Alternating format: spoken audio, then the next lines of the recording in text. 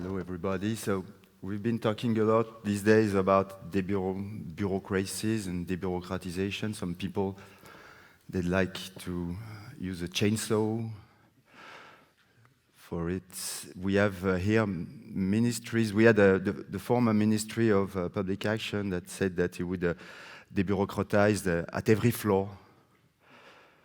So I thought it was a good idea to discuss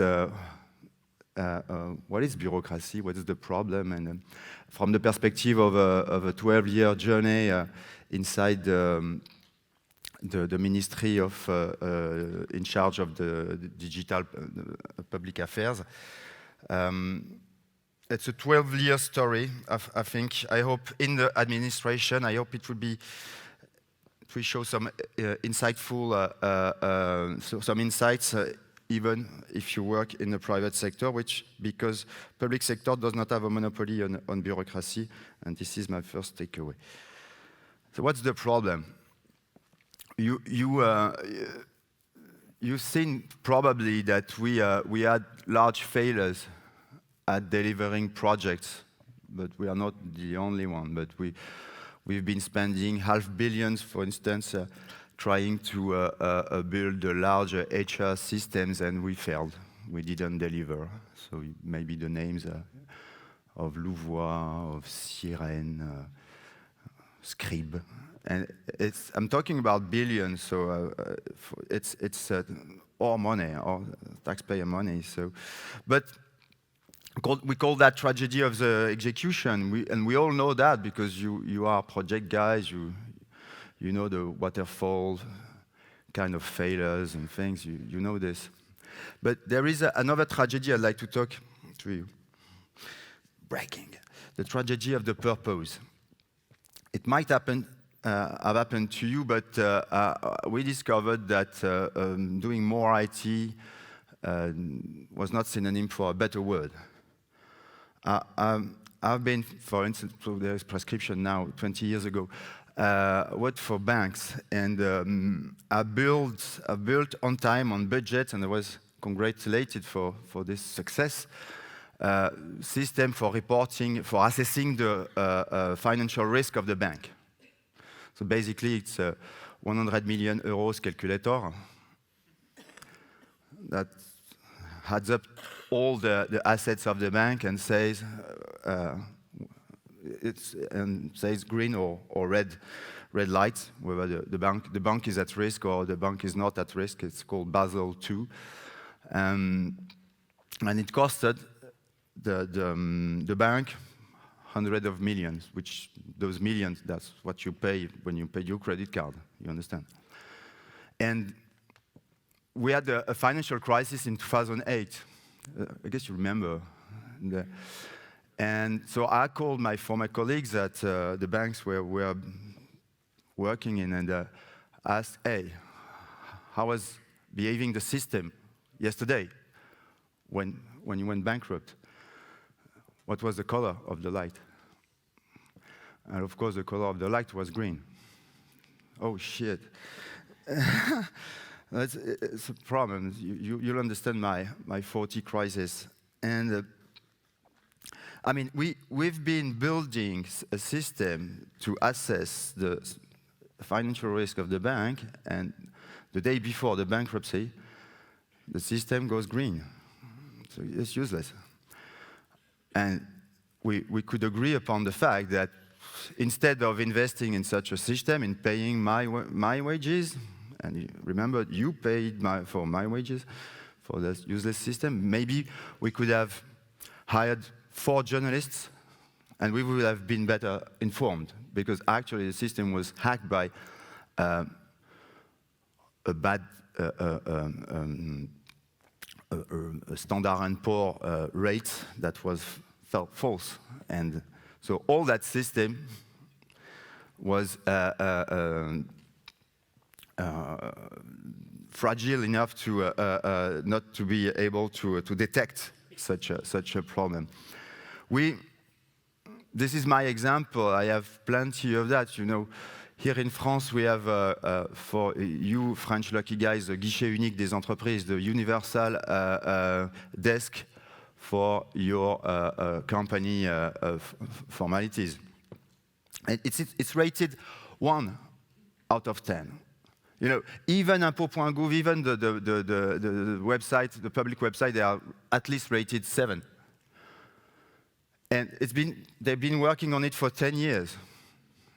And they delivered this. And when you tell them, but that's a low ranking from end user, say, no, you got the wrong temperature. You don't understand. So why? So I asked myself, why do we build the user systems?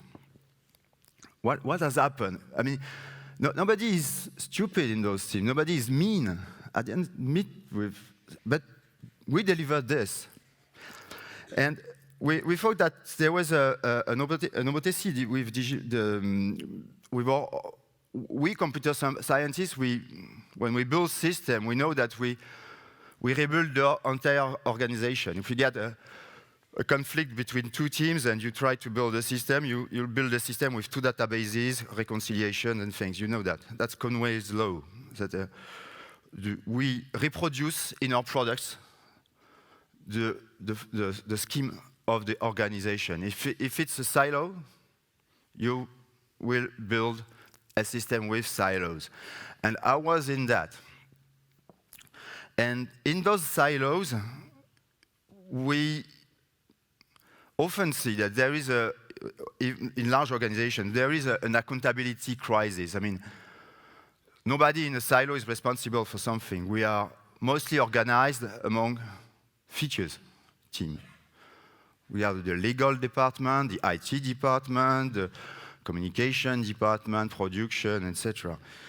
Actually, what our customers want, and here the public sector, they want impact. They don't care about the silos or how we are organized, but they prefer to that we diminish the school failure, that we remove thermal cars, that we decrease violence against children. And this, you cannot see that in the organization. You never see an organization that is structured around purpose. So when we keep on thinking about this existential crisis, saying, but what we are talking about flow here, but what is we want to maximize? I mean, I maximize the flow that was useless in the end. I mean, the flow of the functionalities of the Basel II application. So we shall maximize, if not impact. And obviously, as we can see, our organization, they do not produce systematically, at least, impact. But when you see that, you cannot say that, hey, all your organization is rotten and you have to change everything is broken. So this cannot be known, and it would be pretentious, and it would be useless. What we tried, so we started 12 years ago, we engaged volunteers. We said that, okay, the system is like it is. At least it brought us where we are. Bureaucracy is the system that achieved this. It's a bureaucracy that raised this bâtiment, that makes you transport today. But it faces serious concerns today in 21st century. So we engage people under a new manifesto. Manifesto is something that you can say at every moment in your life, I'm in, I'm out. And the manifesto is, you know, the Agile manifesto in 10 points. Here we made it even simpler. There are 3 points. Purpose, incremental, autonomy. So it's a Daniel Pink that's formulated like this. Purpose is that every team should be driven by impact and know this impact. Incremental is that we should deliver, and probably we should get out of the thinkers and doers pattern. And autonomy is that the team is in charge. And maybe you'll recognize that few teams are in that kind of organization. So what happened? Here in France is the manifesto that you can find at beta.gouv.fr. Donc the needs of the users before the needs of the administration. Incremental, the team works without us knowing what is the final result. The team does not run after specifications. It runs after impact. And the team acts in trust, so the rest of the organization trusts the team. Notably, he has the ability to roll out a product. So these are some volunteers that we started with, and you may know some state startup. We call those teams state startup. They're internal teams. Maybe you know the Past Culture, which is an app for engaging young people in culture, and notably the most low-income people. And what we did with those, we tried to hack the system. So all the system didn't change. And for some innovation, for some new public services, like you may know Nos Gestes Climat, which is the CO2 calculator, or Démarche Simplifiée, which is now every day delivers millions of administrative forms. So we made those teams grow their impact, and realize, this is my first takeaway, that we can manage those such autonomous teams. And how do we manage this? And we ask them the question, how do you prove the world is better with your product? Which is a question I ask to myself every day. And it looks like a silly question, but maybe you can try to figure out for yourself. How do you prove the world is better with your product? You know, very often you are given a specification or requirement saying, hey, do this. The world will be better for sure if you do this. But actually, it's at most a bet on maybe the world is... And when people, when you ask this question, often, how is it better? You are answered, but the impact is multidimensional. I improved the quality, I diminished the delays, I improved the reputation. So everyone will say, and we have complex formulas to say, impact is complex. Costs are a simple figure. Impact can be measured by several metrics. So this is true. But even though it is true, I don't trust teams that come to me and say, I have 10 metrics for my teams that I've been improving. Actually, when you can physically act on only one metric. And because metric is a focus on what you want to improve, or so the first idea is that we choose, for each of these startups, we have 150 startups today, state startup. You have a team and you have one metric, even if the impact is multidimensional. Let's take an example. The Past Culture I mentioned is now used by 2 million people, young people. But you know, what is the impact that is that we seek? Is not to give money, or the cultural money, to young people that have enough money that would have gone to the movie or to the theater. The impact is that we want my neighbors in the Seine-Saint-Denis, in the suburbs. You know the kids that say, oh, it's not for me, it's not for me. I won't go. They won't even let me in with my shoes, and they won't. You know the barrier. You feel the barrier. This is the target. This is not the wealthy young in the 6th arrondissement of Paris. And go on, try to figure out whether we want those kids to say, hey, go where you didn't want to go. How can I measure this? The measure is that I want the impact of past culture is not the sum of the number of transactions. So a kid went to a concert or a kid bought a book. But it's just the impact is just the kids that are underprivileged that do this. And this is the metric. This has been the metric for 3 years. Because imagine if we would have said, hey, we have succeeded the past culture, there is 1 million transactions, but only wealthy kids. We would have wasted public money. I mean, they didn't need it. What we wanted is that the underprivileged go to the theater. And that was the metric for 3 years.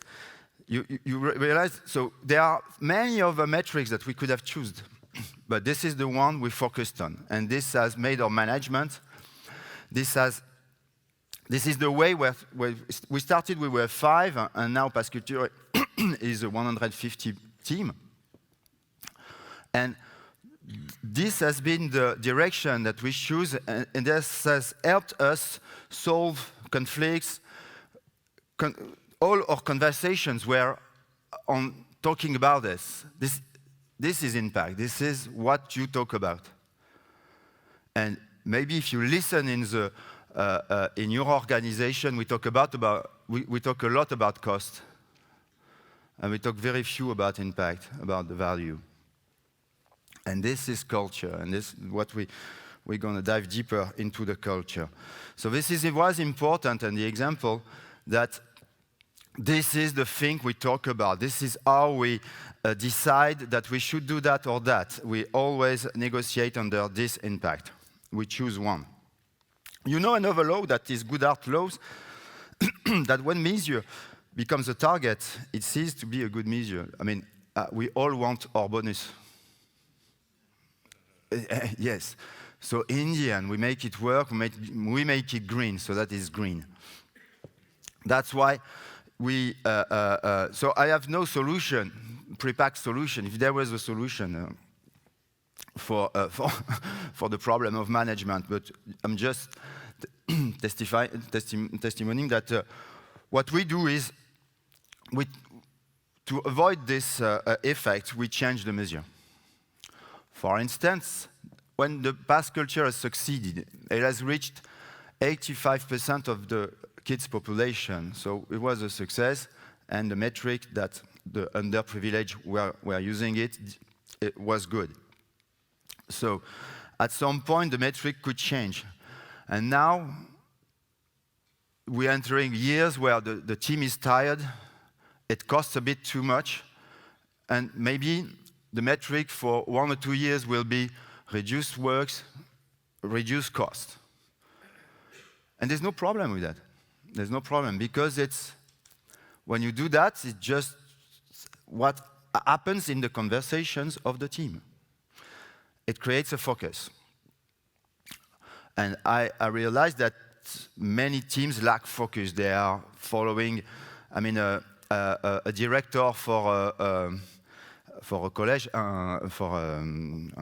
in a high school, here in France, he has more than 10 metrics that he's supposed to optimize. 10 metrics. Our management was to use one and change often. This is my takeaway. The second that we learn is that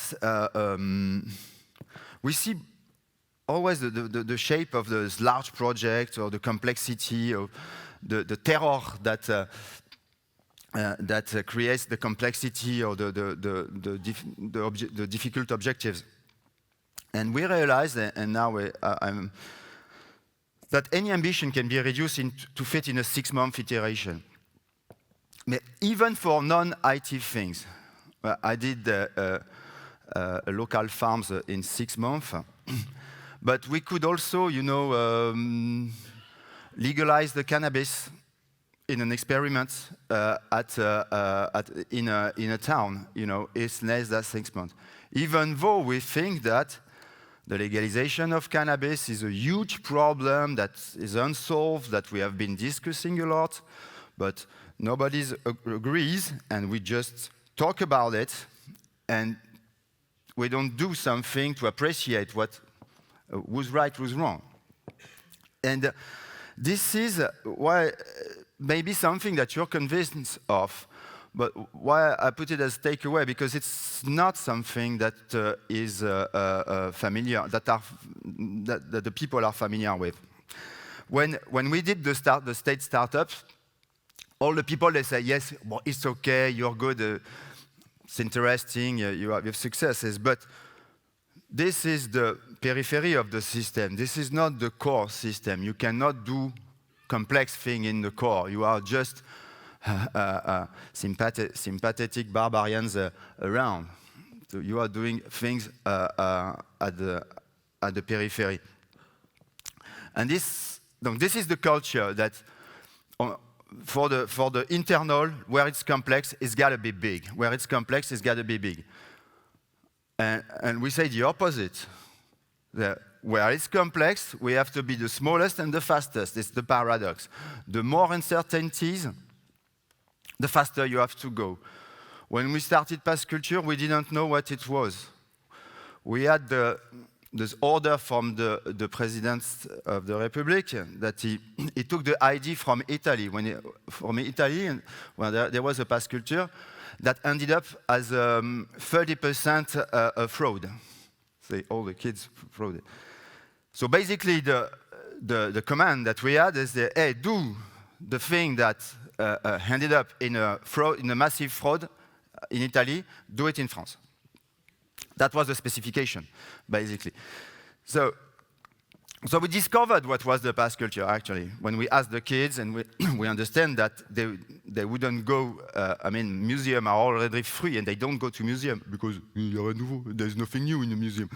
And so those images, those representations, they were the problem, and in order to make them move, we have to invent something that had to see with, that looked more like a media than like a payment system.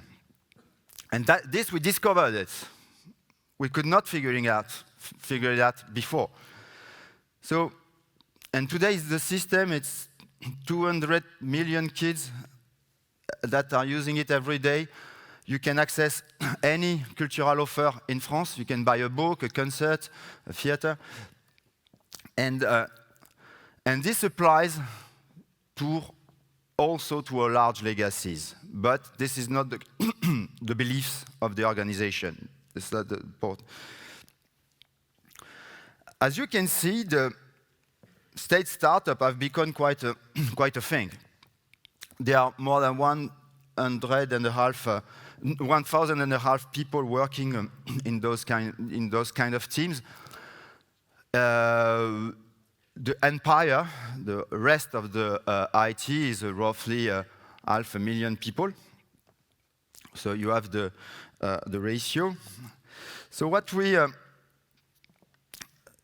did, and maybe you're figuring out and say, could it be something in my own organizations? And we've been answered often that, okay, we understand what you want to do with teams. You want to allow an impact culture. But we are not in such an organization, as I said. So I made a picture to figure out the culture, the dominant culture. Of course, it's a schema. So in most of the legacy organizations I met with, in gray, the dominant culture is what I call authoritarian paternalism. I mean, the boss is in charge. The boss is in charge. You mostly are children. And as we said, teams are in charge of means, functionalities. not impact. The boss is the boss. Command and control is enforced. Autonomy is weak. And if you want to deliver, you have to negotiate with the boss. And when you follow the conversation and try to understand what drives the people, the compliance is something that drives the people. I mean, avoid conflict avoidance, avoid the conflict. It's okay. It's okay that the customer is not happy, provided the boss is happy. Compliance. It's okay. Prefer to have the boss happy than the customer happy. And this is what has developed in our, not only in the public sector, so that's in every large organization. And in blue, what we try to do is that, hey, this is the beta, what we call the beta zone. That's why we call that beta.gouv.fr. It's the incubator culture. Here, as I mentioned, teams are in charge of impact, measurable impact.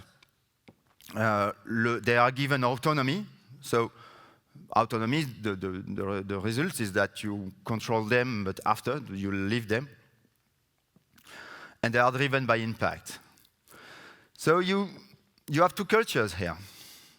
And the interesting point now is what happens in a 10-year journey when you mix those cultures. Can they melt together? What's happening?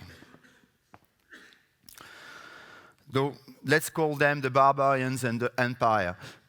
Not to say that there are kind barbarians and mean reactionary conservatists. I mean, they are all okay. I mean, the empire is okay to say, hey, don't innovate around, because my duty is to run the system like it is, even though it is not perfect. And they are right to do so. They are right. And they don't like innovation because it brings the risks. And what they are judged at the end of the day, the empire is judged because it has made the system work as it is. And the barbarians, it's also okay that they say, yes, but we can do better.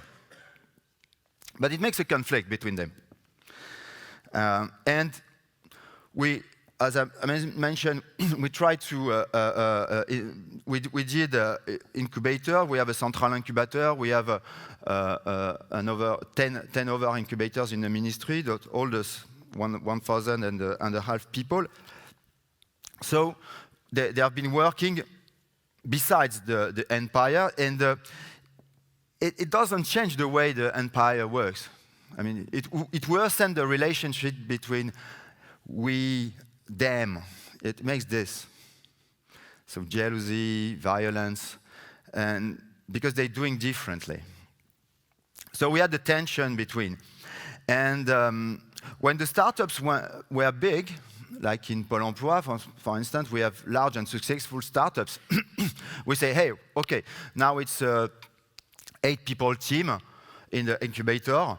I can bring and what we call transfer it into the organization. And I'll let you imagine what happened when we do that.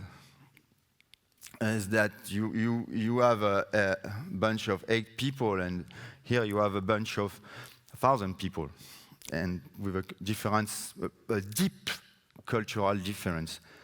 So this does not end up well. We've been losing most of our startups when doing so. We're trying to transfer because the people there were reintegrated in their department. Oh, you are doing mostly communications. You go to the communication department. You are doing UX. Okay, you are in the maîtrise d'ouvrage department. So the teams were eaten and digested by the culture, the dominating culture. You know what Peter Drucker once said that culture, it's a strategy at breakfast. So the culture is really strong.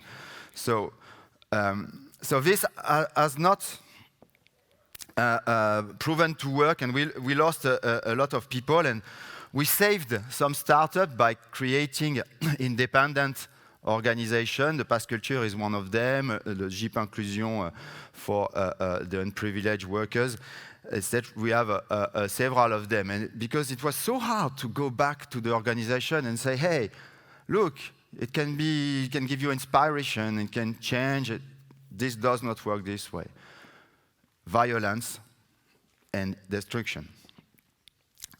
So this is my last takeaway. It takes time. So we imagine that we could change the world, hey, doing differently with volunteers, showing the way, paving the way, and say, hey, it's so easy to change, and now you will be in a less authoritarian organization. It does not. People prefer their habits to the impact, to other things, actually. So what we did to reduce the amount of people working in the authoritarian paternalist organization is that we grow the incubators. From the incubators, some big successful teams that were responsible for an impact emerged, and we knew that we could not reimplant those teams inside the legacy org, so we created new ones. We call them operator, but call it org version 2. So you understand under the skin, the boss is in charge of the legacy and the new org. Because you cannot change everything at a time, and we apply our manifesto. My product is, I'm delivering a new organization, so I won't deliver it at once. Otherwise, I would say the opposite I'm saying. So my product is a new organization that I pretend is more efficient and easier to live in, but let's do it incrementally. So the incubators create successful teams, and when you have to perpetuate now the France Connect button that you may know, France Connect, the démarche simplifiée, la suite, or those things that will last now, that will be public services for long, we create a new organization where dominates the culture of impact. So you understand, and this is the way we started the transformation. For instance, I see that we have people from France Travail that I suggest that they do a session, I guess, tomorrow or this afternoon. Tomorrow. They'll talk about it, because where we are the most advanced is in France Travail, like this, and this works at France Travail because the big boss wants it, and that will be my last word. This is you understood it.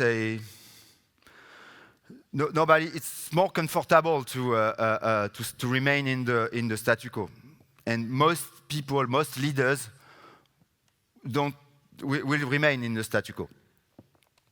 And this is possible when there are strong leaders that prefer to impact on, but that they know that they will have conflicts. Most leaders, they prefer avoiding conflicts than trying to have more impact.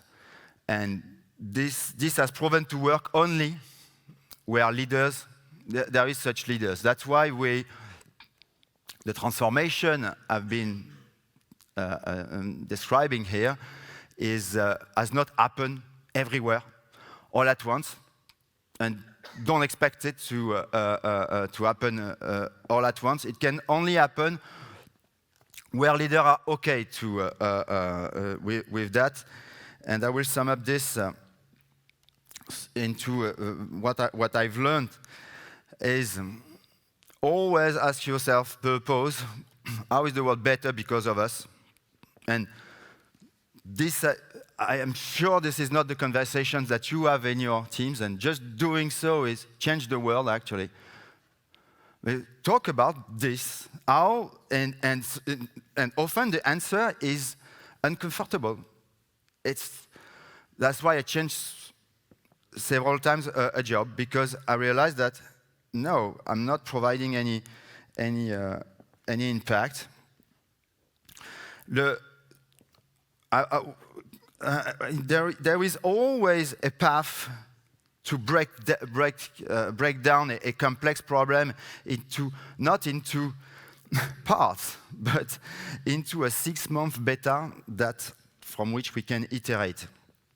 And when I'm facing people that say, no, it's impossible, because look, this is an infrastructure project, so your theory doesn't work. Or this is a blah, blah, blah project, because a nuclear plant project, so your trick doesn't work. The trick here is to start with the abuse of the current system, because they are the ones that will accept your rotten beta. I mean, the first version of your product. So there is always a path, and we always find it and to deliver something into a complex system, start with the abuse system, the user abused by the current system.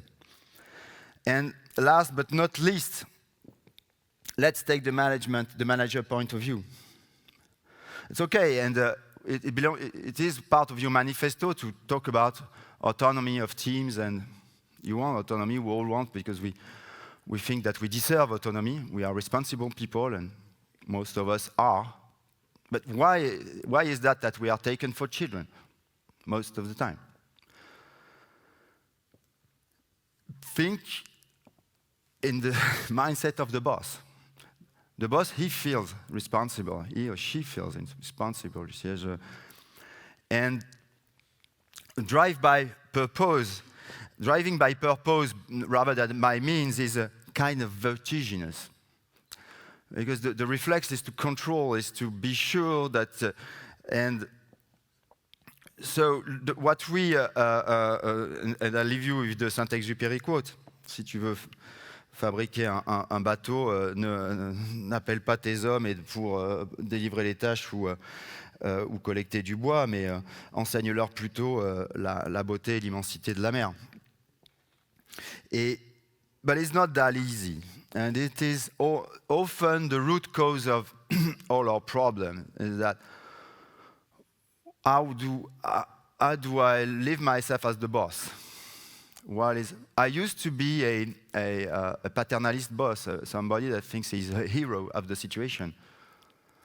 I will solve the problem, I will explain to you, and so I will engage in a thinker-doer relationship, and this has been a limitation of many managers. So what we are doing today is that we are building the school for managers. So we are building inside what we call the campus du numérique, because, as Goldratt says, this is our main constraint, I think, the perception of what is the job of managing. I'm finished right now, and thank you for your attention. Now, place for questions.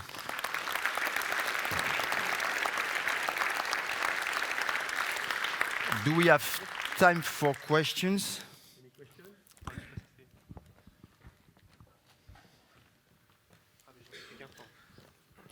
Quelle heure il est? Oh, 20 minutes, super. Merci beaucoup. This was excellent. Thank you very much for this. Thank you. What happened that you changed from that paternalist command and control person into this person? So, as I told you, I cannot have a plan. I cannot say, we're going to take the ministries by alphabetical order and debureaucratize. This doesn't work. The process was, where can I find leaders that are not satisfied with the status quo? And I found those leaders not amongst the aristocracy of state.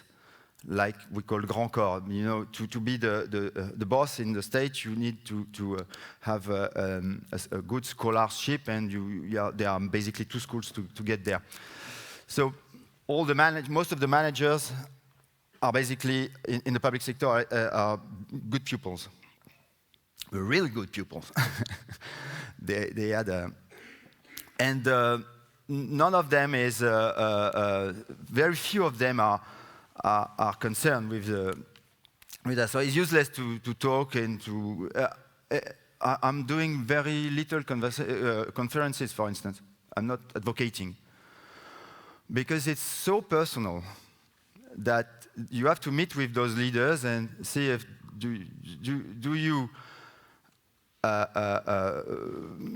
appreciate more the impact possibility than the problems that we raise. They invariably cause problems, tensions, violence, culture strikes, and you have to meet with leaders that, despite this, they want it. In a world where most leaders are rather interested in no conflicts, my next position requires that no conflicts. So meet with leaders has been the method, and it's the limitation in the Goldratt way. I mean, maybe in 10 years I'll go back here and only France Travaille, and will have been because you had the ratio for 500,000 IT workers. We engage, say, 1% of that. We represent 1%. So it's fragile still. It's fragile. It relies on few people. And maybe more questions. Thank you. You talked about transferring people from incubator to legacy organizations. My question is, did you try to do the other way? I mean, transferring people from legacy organization to incubator to change the culture of the legacy one? Exactly. Yes, we did so in France Travaille, and this has proven great. So the gateway between, I mean, I'm not showing you the solution, putting gateways between the two worlds is, I think, the good idea. We had, a solution architect at the legacy org from France Travaille that he used to work with projects in this culture, etc. But in his deep heart, he was a maker. So we made a call from the incubator, saying, "Hey, come in," and a few people came in, and this has improved the relationship between. So I encourage you to do that. Exactly. So, but at the maker level it works. At the manager level it does not work. The culture is so different. More questions? You had a question? No. Thank you. Thank you for this inspiring conference. We are working on a project which is similar to what you're saying, but we're calling it more empowerment, which is probably another name for the same purpose. How do you measure? Because metric is important, as you said. How do you measure in a transformation such as empowerment, as we call it, that you progress? So, thank you for the question. Because, as I told you, the impact question and how do you measure success, how do you measure, is the cornerstone of the question that we are not talking enough. So the first is metrics, impact, measuring is just a meiotic. It's just something for the discussion, to focus on, to discuss, to improve discussions. So when you want to grow a culture, you have to imagine that you have a magic thermometer, temperature thermometer. Merci. Always. This is the way I do it. So first, I have a magic thermometer, so I can see everything in the reel, everything, for free. And so when you are, what we are dealing with is that we would like to measure like the feeling of autonomy, the impact produced per week per we would like to measure things like this. So we're going to assume that we say we have proxies of those measures, and maybe we will change. To answer your question, what is interesting for today is, for instance, the incubator management team. It rules for 10 incubators, and there are 3-4 people that are managing. So their product is the network of incubator, and they want to measure progress of the incubators and the people living there. And today, as you imagine, there are incubators that are well managed, that deliver impactful startups, and there are incubators that are less ambitious, often with old-fashioned management, and it's not black and white. And what we decided to, when we talked about how they could manage their year, is that you should figure out, just do a qualitative assessment. And I'll ask them, look, there are the 10 incubators, put 1 to 5 stars.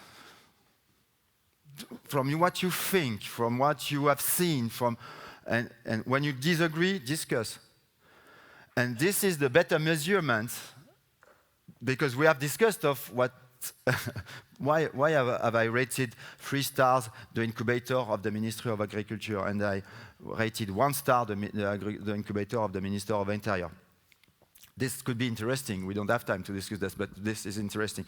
So we prefer qualitative discussion over quantitative measure that often, and I mention it, means replace the ends. Often, people are more confident with very precise figures that are second-order figures than order of magnitude of impact. Donc, qualitative figures, surveys, sample surveys. So this is a general philosophy, but my answer to your question is assume that you are measuring something that is multidimensional, and like in the quantic world, you are seeing some of the things, not every reality. You are saying that I'm looking like this. All this is the purpose of the metrics is not the metrics, it's the discussion. It's the discussion with the boss, with the team, just the discussion. We don't care actually about the figures often, because as we know, it will make us lie in the end. So this is my 2 advices for your question. More questions?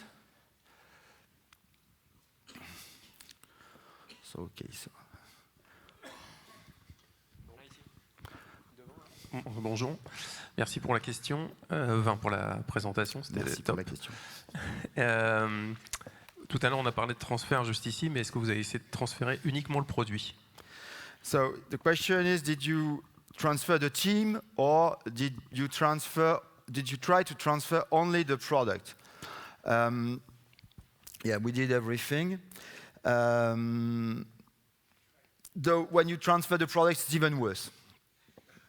So if you transfer with the team, at least the team will be there to defend the choices that are embedded in the product, the technical choices, the design choices. It reflects the choices. It reflects the discussion of the team. All right. And you imagine that when you transfer this and you put that in another culture, where there are different conversations and and people value different things. I mean, here, maybe they value speed. Here, they value security, compliance, what? So when you try to transfer an asset without the team members, it's completely rewritten. Actually, you have always the same pattern. Hey, this is rotten code. Rotten code. And always the whatever. And what you must understand is not they're not saying rotten code, that they are saying code that we wouldn't have produced like this here. So they will destroy it even faster. So this is the recipe we found was really to protect the teams. So we've met fusion acquisition. We aggregated startups to make them bigger and provided them with a public company. We got, maybe some of you know PIX. If you have kids, PIX is a company, a public company, the Plateforme de l'Inclusion, which is 10 startups for underprivileged workers that help underprivileged workers. We made them a specific organization to host the startup and to make them grow. And this is how we saved some of them. But you should not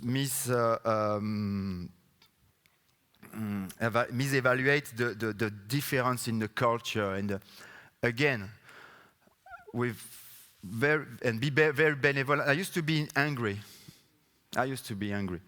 I'm no longer angry. Everybody is okay. Everybody's doing it. And nobody is mean, actually. Nobody's mean. We have just different priorities in our culture.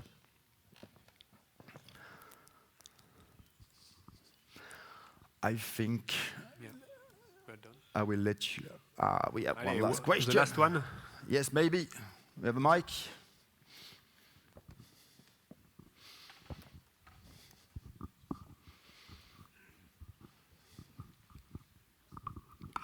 Hello, thank you for the presentation. How did it start? Because it's quite complicated to bring the first move, I think. So I'm very interested in it. Oh, thank you. Again, it's a personal answer. Of course, as I told you, that transformation would require the motivation of some people. So it was at the origin of that. There was my own motivation, and when I introspected to why am I doing this, I've been a computer scientist really, and I built a company, a consulting company that I sold, and I quit this company because of the Basel II story. I mean, we are doing a digital product, but they were limited by the structure. So I saw in internet, Wikipedia, BlaBlaCar, and in the large organization I had as customers, they wouldn't allow me to build the Wikipedia of their corporates, those systems. And this made me quite angry. Again, that's what that was, anger. So I left, I created as I knew banking very well, I co-founded KissKissBankBank, that you may know. It's a crowdfunding platform. I mean, doing banks without bankers. That was fascinating me, the power of computers to imagine new systems. And we sold KissKissBankBank to La Banque Postale. So I was the possibility of living my life at Oléron surfing or doing something else useful. And this idea was long in the past, and but it was probably driven by the desire to build a great product that could free up organizations, because I was sensitive to the distress. I mean, what struck me when I go to the public service is the amount of people that are depressed. I mean, if you are in a call center of a bank selling a BlackBerry to old people, you can be depressed. I mean, I would understand. You are working for an ugly purpose. But if you are working for the public service, and it struck me that they couldn't get pleasure. So I felt it was an injustice, and this gave me a lot of motivation. You say it's very personal, and I thank you for this question. Okay. Thank you very much. Have a nice conference.